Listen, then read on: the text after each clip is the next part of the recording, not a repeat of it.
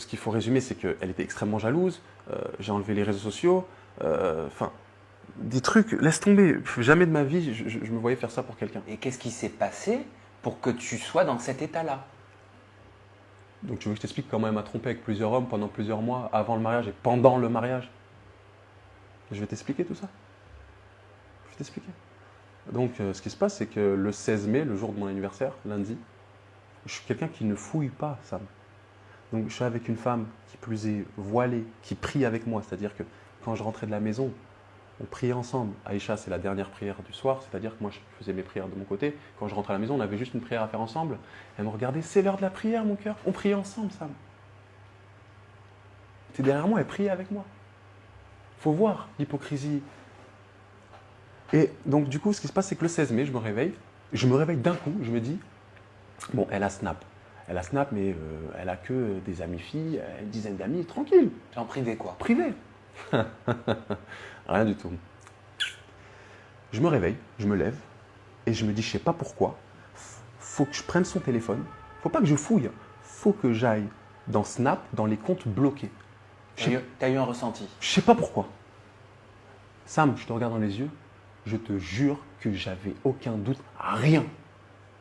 Mais tu savais qu'il y avait des comptes bloqués. Donc sur Non, Snap. non. Ah. En fait, je me réveille, je me dis, il faut que j'aille dans ces comptes bloqués Snap. Je sais pas pourquoi. Incroyable. Je sais pas pourquoi, Sam. J'avais aucune preuve. Donc je me réveille. Je dis, ouais, tu peux me passer ton téléphone vite fait? Je suis pas quelqu'un qui elle me le passe parce qu'elle sait que je fouille pas, que peut-être que je vais envoyer un message à sa mère. Enfin, bref. Et je prends son téléphone, je vais dans Snap. Je regarde même pas les messages. Je vais dans les comptes bloqués. Je vois, il y a 6 mecs bloqués. Je dis, ok. Je prends mon téléphone, je fais une photo. Je fais une photo. Je contacte un des mecs, un seul. Et là, je tombe de 10 étages. Mais attention, on ne s'est pas quitté encore. Je suis resté avec elle. Parce qu'il y avait des preuves flagrantes, mais tellement l'amour était là, tellement la passion était là, que j'étais comme un mongol. T'as accepté. Ouais, non, j'ai pas accepté. C'est différent. Attention, non, je n'ai pas accepté la tromperie. Je l'ai cru à elle.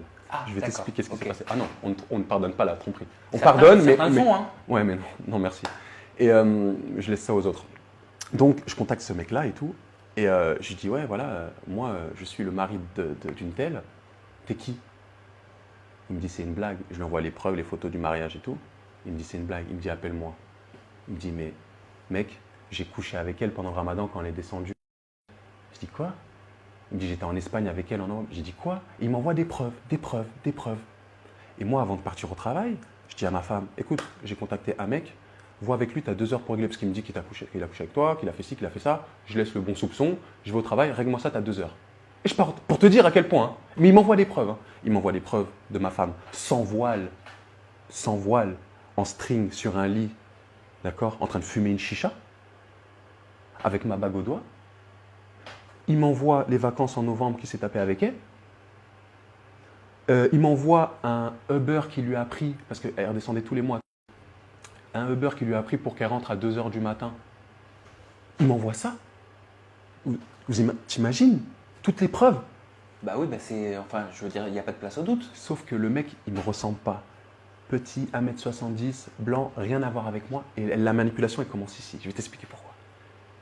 Et au fur et à mesure du temps, j'essaie de régler à distance parce que je suis au boulot. Je lui dis, mais qu'est-ce qui se passe? C'est qui ce mec? Il me dit, non, mais c'est un ami de la famille. Ça fait 8 ans, on le connaît. En fait, je suis allé le voir parce qu'en fait, il est amoureux de moi. Mais moi, je vais un peu le voir parce que, pour qu'il me laisse tranquille. Sa mère, elle me dit pareil. Mais sa mère, elle n'est pas au courant de la puterie de sa fille. Elle ne sait pas. Elle croit sa fille.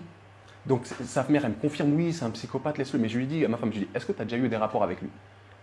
Elle me dit non. Je lui dis, s'il te plaît, dis-le-moi. Elle me dit non. À la troisième fois, elle me dit oui. Je dis, ah, mais c'est pas la même chose. Le mec, je le rappelle, je dis, ouais, mais donne-moi des défauts enfin des défauts, une caractéristique sur ma femme qu'elle a. Il me dit, ouais, elle a une.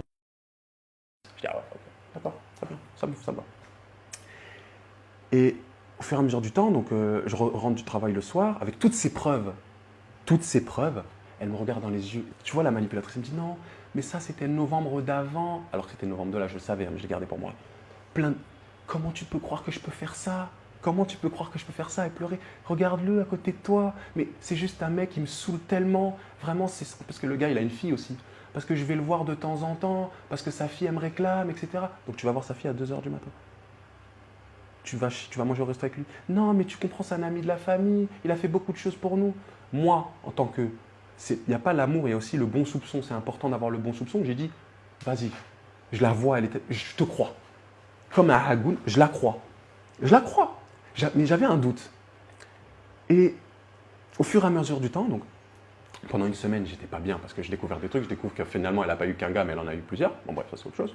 Chacun fait ce qu'il veut de son passé. Je ne juge pas. Moi, il faut me voir. Il fallait me voir dans la villa des cœurs brisés aussi. Je ne vais pas dire aux gens, je ne vais pas demander une femme vierge alors que je ne suis pas puceau. C'est Tu vrai. vois. Donc, ça non. Mais elle me dit des choses. Bon, elle me l'a caché. Bon, c'est pas grave parce que voilà, on ne dévoile pas ses péchés, on va dire, ou son passé un peu insalubre aux gens. Je peux comprendre. Il n'y a pas de problème là-dessus. Je reste là-dessus. Mais du moment que tu es carré avec moi sur le présent. D'accord ?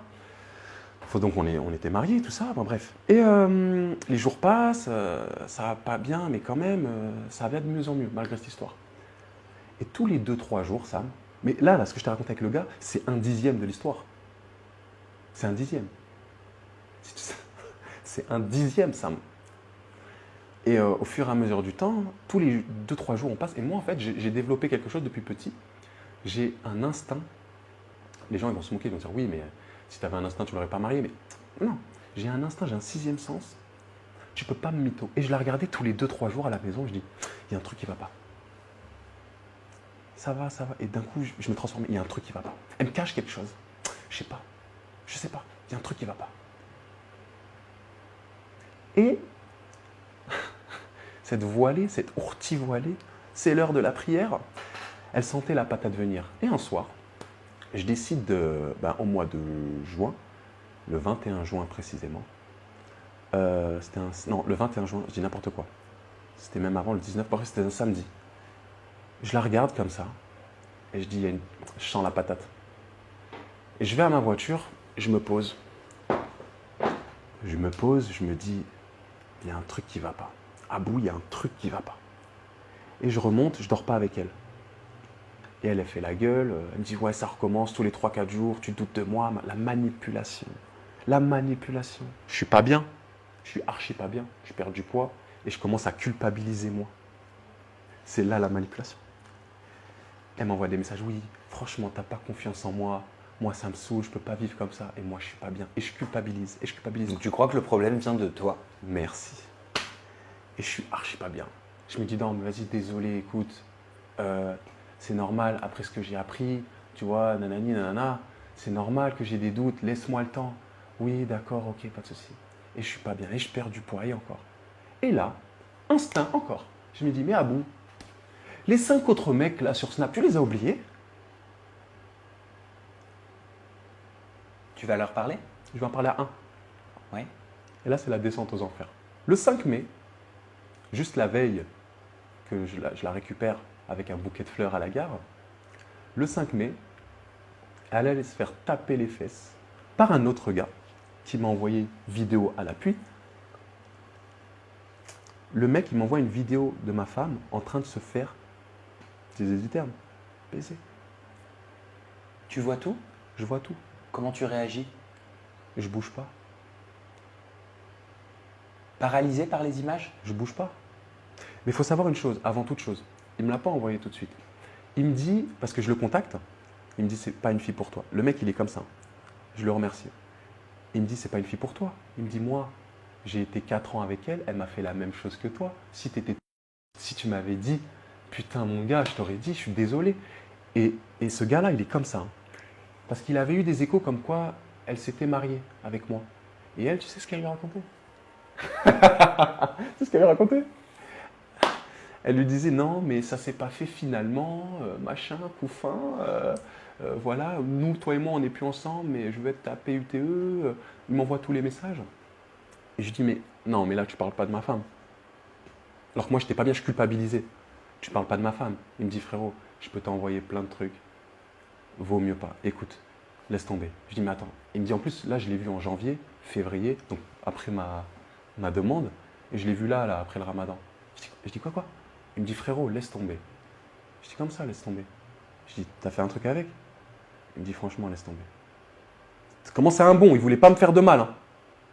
Il voulait pas me faire de mal. Hein. Le mec, je le connais ni d'Adam ni d'Ève. Hein. Incroyable quand même, je trouve, excuse-moi, permets-moi, mais de se faire filmer comme ça en étant en plus marié. Je veux dire, le risque, il se multiplie. Le truc qui se passe, c'est que ce mec-là, je lui dis, s'il te plaît, envoie-moi des preuves, j'y crois pas. Ok. Et il m'envoie. Et je reste comme ça. Je suis au boulot. Et là, frère, tu m'as perdu.